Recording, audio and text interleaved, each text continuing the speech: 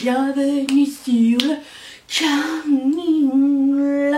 J'espère que vous portez tous très bien, que vous prenez soin de vous, que vous prenez soin des autres, que vous prenez soin de votre morale. Aujourd'hui, on se retrouve pour un classement palette. Toutes ces palettes que j'ai utilisées, avec lesquelles j'ai fait une palette 3 looks le mois dernier, je vous les classe dans la plus nulle à la meilleure et je vous dis pourquoi je les aime. Il y en a 8, donc j'ai testé 8 palettes et je vous mettrai tout ça en barre d'infos, la playlist de une palette 3 looks si vous voulez plus d'informations, ainsi que toutes les palettes, les liens seront dedans aussi. Donc c'est parti, mais avant de commencer j'aimerais dédicacer ce petit classement à... Alors je pense qu'elle s'appelle Anna parce que son pseudo c'est Anananas, la nouvelle marraine de cette chaîne. Merci énormément, je vois cet élan d'amour arriver de tous les sens, ça me donne vraiment du baume au cœur. Merci énormément de sponsoriser la chaîne et merci de me filer un coup de main pour faire ces vidéos tous les jours et même parfois 2 fois par jour. Ça me fait vraiment chaud au cœur. Vous n'êtes absolument pas obligé de le faire, je le répète, nous sommes dans une période difficile, je m'attends pas à ce que quelqu'un le fasse. Vous pouvez supporter un créateur en vous abonnant, en commentant, en likant, et si vous avez besoin de faire des emplettes, utilisez les liens affiliés qui sont dans les barres d'infos, ça peut nous aider, ça ne change absolument rien pour vous. Et pour le reste, je vais mettre le lien vers Patreon dans la barre d'infos si ça vous dit. Une fois que la crise sera terminée, vous pouvez y revenir. N'hésitez pas si vous avez des questions et merci 1000 fois.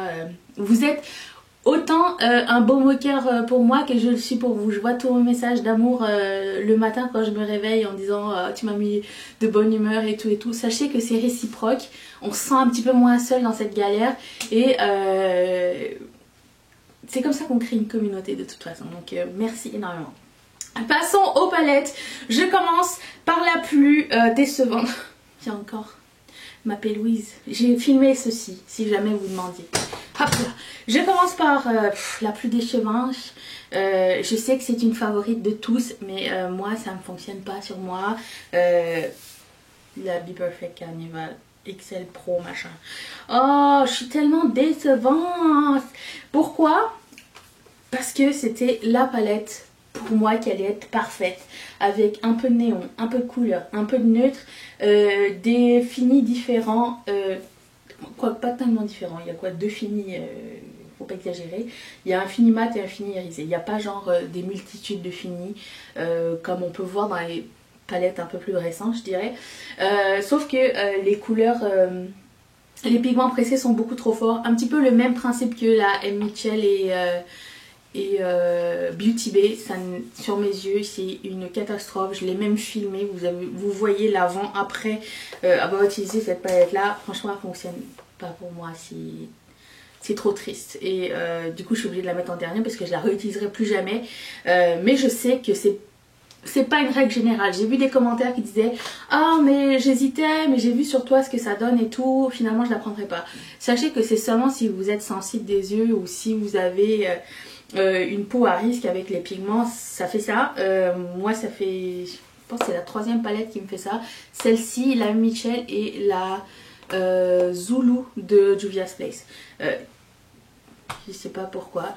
J'ai eu d'autres palettes avec des pigments qui m'ont pas fait ça, donc sorry, mais celle-ci à la fin de l'année elle va être déclutter. Parce que je garde toutes mes palettes quand même de l'année juste pour faire à la fin un palmarès total. Donc vous savez qu'elle va se retrouver vers la fin. Spoiler. Ensuite, en numéro 7, je sais plus. Je mets celle-ci. Alors vous l'avez pas vue en une palette 3 looks, par contre je préfère vous le dire. C'était une vidéo exclusive à Patreon.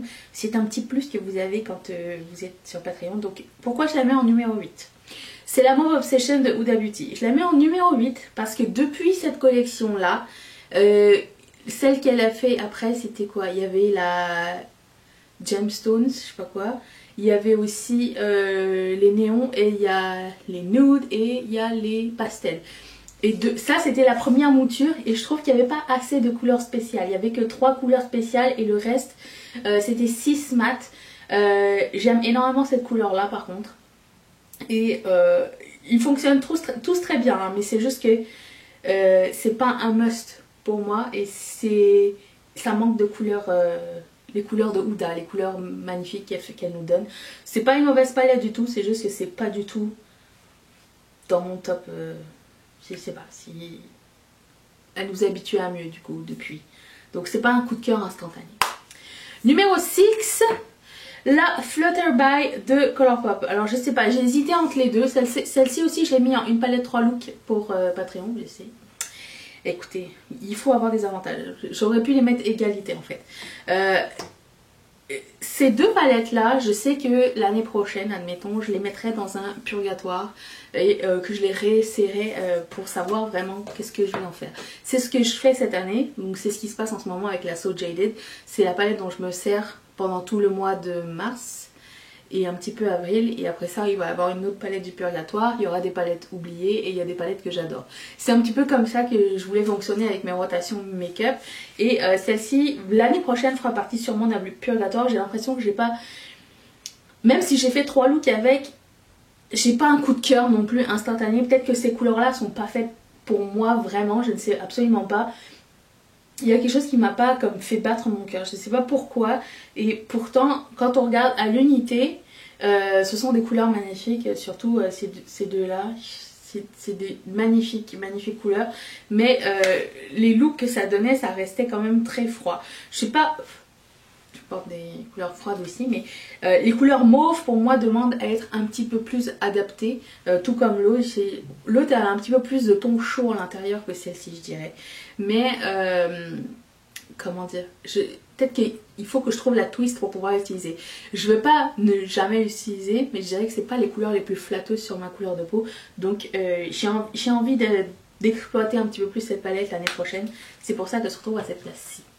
Ensuite, cette palette était bien, elle ne valait pas le prix et je la recommande pas. Mais Pat McGrath et Stormtrooper rouge, comment il s'appelle? Dark Galaxy. Premièrement, ils ont mis des fards qui existaient déjà dans cette collection. Je l'ai acheté plein prix, c'est la première fois que j'achète plein prix chez Pat McGrath et je pense que je le ferai plus. C'est ce qui m'a un petit peu décidé. Il y a un seul mat et 6 couleurs un peu spéciales dans les ors et dans les rouges. J'ai réussi à faire des looks sympas, je dirais, mais est-ce que ça a été un coup de cœur et est-ce que ça vaut vraiment le prix? Non, absolument pas.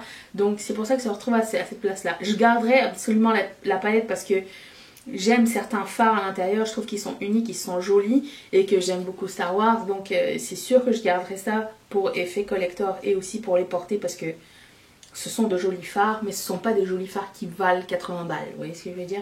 Donc ça, en plus le fait que ce soit déjà des couleurs qu'on a déjà vues à l'intérieur, pour certains, c'est moyen. Là on tombe sur les palettes qui sont le top 4, et du coup je vais mettre celle-ci, l'autre Pat McGrath, et là pour le coup il n'y a que des couleurs shimmery à l'intérieur et aucune qu'on a déjà vue, donc c'est pour ça qu'elle se retrouve à cette place-là. Et pour le coup elles sont vraiment très chouettes. J'ai fait des liners graphiques avec et j'ai beaucoup aimé. Encore une fois la même chose que l'autre, est-ce que ça vaut le prix? Non, absolument pas. Est-ce que je rachèterais chez Pat McGrath juste pour ça? Non. Et voilà, c'est ma dernière palette Pat McGrath je pense. Même si j'ai vu qu'il y avait celle, la Nirvana que je voulais depuis pour longtemps, elle est discount moins 10%, mais moins 10% c'est pas assez.